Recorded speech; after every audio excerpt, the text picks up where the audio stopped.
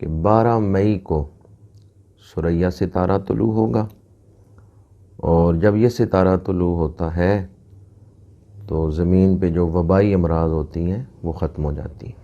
بسم اللہ الرحمن الرحیم۔ ان دنوں ہم جن حالات سے گزر رہے ہیں ہماری تاریخ میں بڑی اہمیت کے حامل ہیں یہ دن۔ کرونا وائرس جان کے لیے تو خطرناک تھا ہی، ایمان کے لیے بھی خطرہ بنتا جا رہا ہے۔ جب سے کرونا وائرس آیا ہے بہت ساری افواہیں دینی نقطہ نظر سے بھی پھیلائی جا رہی ہیں۔ سب سے پہلے ایران میں کسی شخص کو خواب آیا، اس نے اس انداز میں اس کو بیان کیا اور قرآن پاک سے بال نکالنے کی روایت شروع ہو گئی۔ اسے روکا گیا تو پھر اٹلی میں ایک شخص کو خواب میں کرونا وائرس انسانی شکل میں مل گیا اور اس نے بتایا کہ میں کیوں آیا ہوں اور میں کیسے جاؤں گا۔ یہ بیان بھی ایک شخص کا نیٹ پہ موجود ہے۔ اس کے بعد جب اس کا اثر کچھ کم ہوا ہے تو اب چند دنوں سے علماء کی زبانی یہ بات عام کی جا رہی ہے، ایک حدیث پاک کا حوالہ دے کر، کہ 12 مئی کو ثریا ستارہ طلوع ہوگا، اور جب یہ ستارہ طلوع ہوتا ہے تو زمین پہ جو وبائی امراض ہوتی ہیں وہ ختم ہو جاتی ہیں۔ میں نے اس بات کو اتنی اہمیت نہ دی، مجھے کئی دوستوں نے یہ بتایا، لیکن جب میں نے مسلسل پاکستان کے مختلف علاقوں کے علماء کو اس پر بیان کرتے ہوئے سنا، اور پھر آج امریکہ میں کسی عالم دین کو اس پر بیان کرتے ہوئے دیکھا، تو میں حیران ہوا۔ علماء امت کے خیر خواہ ہوتے ہیں، عین ممکن ہے کہ علماء نے کوئی ایسی بات سنی ہو کہ 12 مئی کو ثریا ستارہ طلوع ہو رہا ہے، تو انہوں نے اس پر کوئی حدیث بھی پڑھی ہو اور پھر تیزی میں حدیث پر غور نہیں کیا، حدیث کی جزیات پر، اور لوگوں کو خوشخبری سنانا شروع کر دی۔ میں اس سلسلے میں اتنا ہی عرض کروں گا کہ یہ بات قرآن و حدیث سے مطابقت نہیں رکھتی کہ ایک ستارہ طلوع ہوگا 12 مئی کو اور پھر اس کے اثر سے یا اس کے طلوع ہونے سے زمین پر وبائی امراض ختم ہو جائیں گی۔ یہ بات قرآن و حدیث سے اور ہمارے عقائد سے، ایمان سے مطابقت نہیں رکھتی۔ میرے آقا کریم صلی اللہ علیہ وآلہ وسلم کی آمد سے پہلے لوگ ستاروں کو مؤثر مانتے تھے، پتھروں کو بھی مؤثر مانتے تھے کہ فلاں پتھر پہن لو تو زندگی میں یہ چینجنگ آ جائے گی، یا فلاں ستارہ اس وقت فلاں مقام پہ ہے، وہاں سے نکلے گا فلاں مقام پہ آئے گا تو پھر تمہاری زندگی میں یہ تبدیلی آ جائے گی۔ پہلے لوگ اس بات کو مانتے تھے۔ میرے آقا کریم صلی اللہ علیہ وآلہ وسلم نے لوگوں کو ستارہ پرستی سے اور بتوں کو یا پتھروں کو مؤثر ماننے سے نکالا ہے، اس گمراہی سے، اور یہ عقیدہ حضور نے دنیا کو دیا ہے کہ مؤثر حقیقی اللہ وحدہ لا شریک ہے۔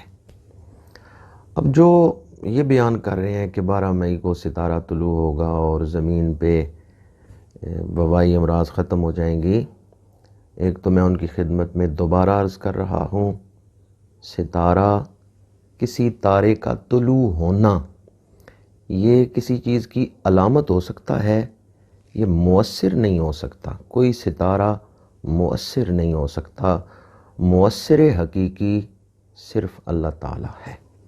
دوسری بات، آپ کو کس نے بتایا کہ ستارہ ضرور طلوع ہوگا؟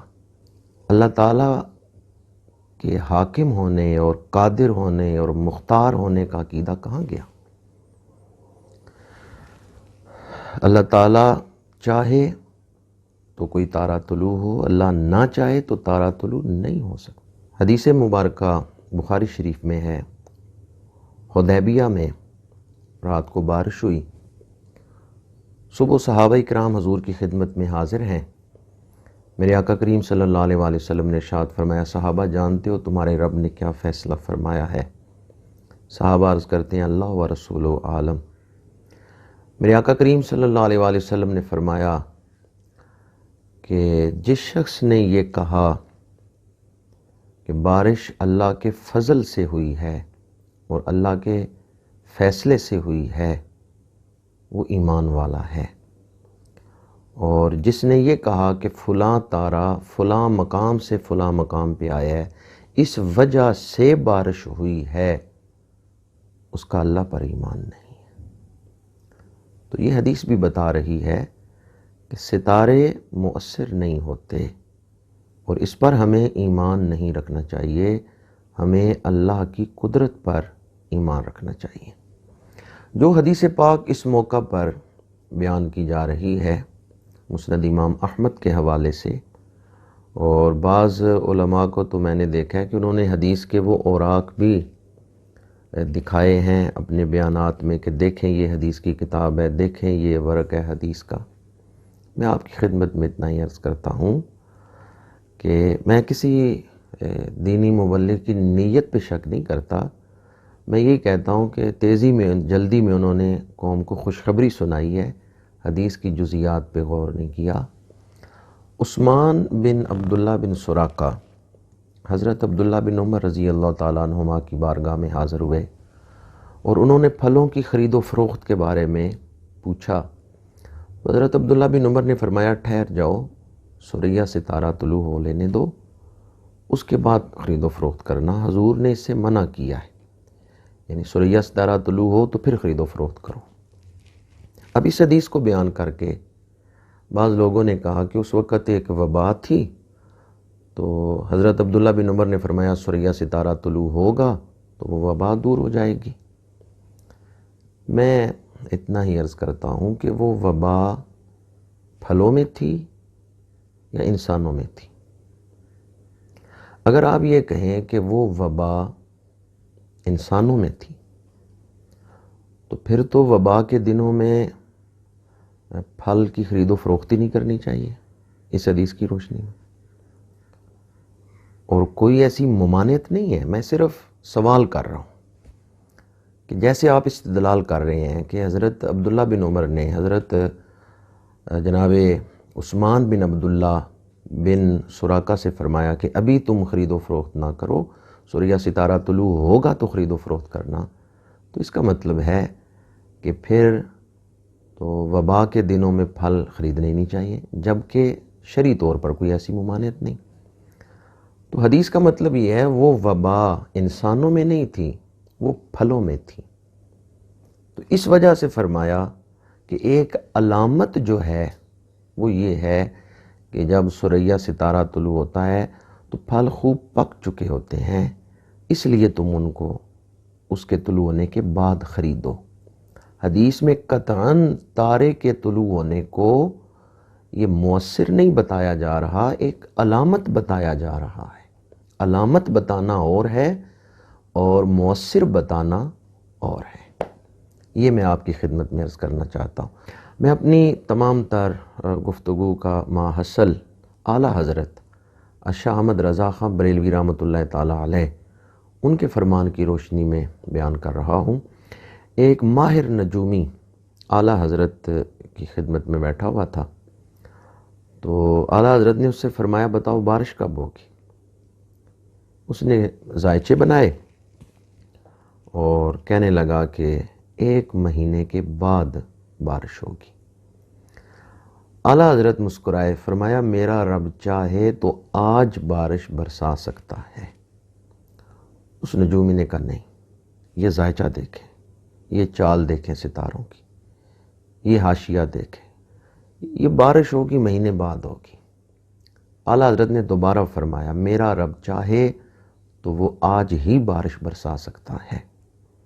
اب یہ بات بحث طول پکڑ گئی، وہ نجومی ماننے کو تیار نہیں تھا۔ اعلیٰ حضرت نے 2-3 بار یہی فرمایا میرا رب چاہے، وہ قادر ہے، وہ آج بھی بارش برسا سکتا ہے۔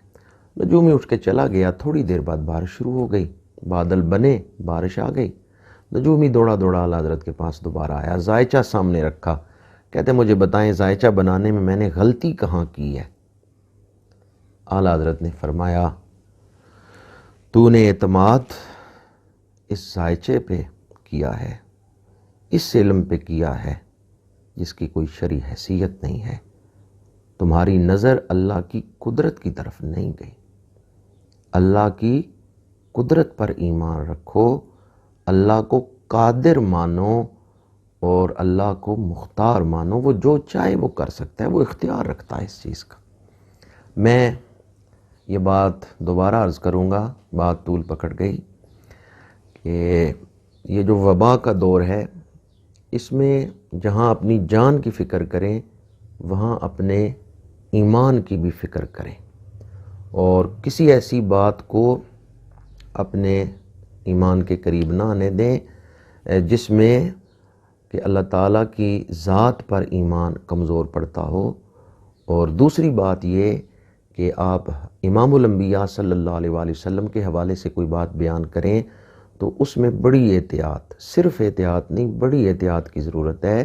آپ اسلام کی عزت کو بھی سامنے رکھیں، آپ امام الانبیاء صلی اللہ علیہ وآلہ وسلم کے فرامین کو بھی سامنے رکھیں، جو حدیث بیان کرنے میں احتیاطیں ہیں، آپ ان کو بھی سامنے رکھیں۔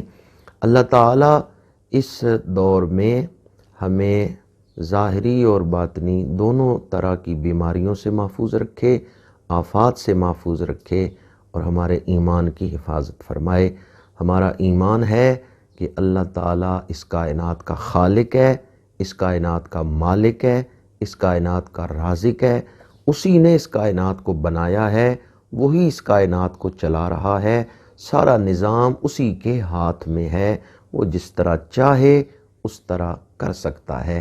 اللہ کی بارگاہ میں دعا مانگیں کہ اللہ تعالیٰ اپنے فضل سے ماہ رمضان کی ان بابرکت ساعتوں کے صدقے، اللہ تعالیٰ عشرۂ رحمت کے صدقے رحمت فرمائے، اور 12 مئی سے پہلے ہی ہمیں اس مرض سے، اس وبا سے اللہ نجات عطا فرما دے۔ آپ ستارے کے طلوع ہونے پر اعتماد کر کے نہ بیٹھ جائیں، گڑ گڑائیں اللہ کی بارگاہ میں، توبہ کریں اللہ کی بارگاہ میں، اپنے معاملات کو درست کریں۔ آپ حضور کی بارگاہ میں کثرت سے درود شریف پڑھیں، روزہ رکھیں، نماز تراویح ادا کریں، اور سب سے بڑھ کے یہ کہ دعائیں کریں اور دعائیں کروائیں۔ اپنے چھوٹے بچوں سے جو کم سن ہیں ان سے دعا کروائیں، اور آپ جانوروں کو کوئی روٹی کھلا کے یا کسی جانور کو اس کی خوراک کھلا کے پھر اللہ کی بارگاہ میں دعا کریں، صدقہ و خیرات کر کے دعا کریں۔ اس طرح بلا کو ٹالنے کا اہتمام کریں، نہ یہ کہ آپ اس اعتماد پر بیٹھ جائیں کہ جی تارا طلوع ہوگا۔